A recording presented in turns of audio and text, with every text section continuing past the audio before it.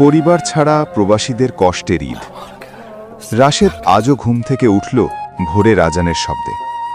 জানালার বাইরে অন্য দেশের আকাশ, চেনা না, আপন না। তবুও কেমন যেন মনে হলো আজ ঈদ। মোবাইলটা হাতে নিয়ে দেখল বাংলাদেশে এখন সকাল। ফেসবুক খুলতেই ভেসে উঠছে নতুন কাপড়ে হাসি মুখ, পরিবারের সাথে সেলফি, মায়ের রান্না করা সেমাই আর পোলাওয়ের ছবি। রাশেদের বুকটা হঠাৎ করে ভারী হয়ে গেল। গত ৩ বছর ধরে সে প্রবাসে। এই ৩টে ঈদই কেটেছে একা, ছোট্ট একটা রুমে, যেখানে নেই মায়ের ডাক, বাবা উঠো, নামাজে যেতে হবে। আজও সে নিজেই উঠে, নিজেই কাপড় পরে, একা একা ঈদের নামাজে গেল।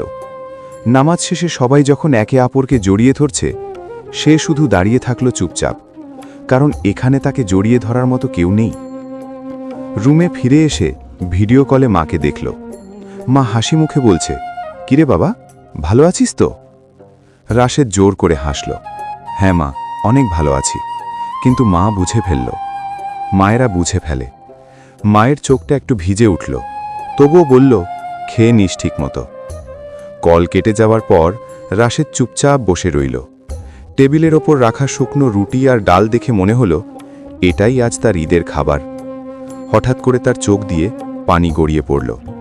সে মনে মনে বলল, এই কষ্টটা শুধু টাকার জন্য, পরিবারের মুখে হাসি দেখার জন্য। বাইরে তখনও ঈদের আনন্দ চলছে, আর রাশেদের রুমে নীরবতা। এই নীরবতাই প্রবাসীদের আসল ঈদ।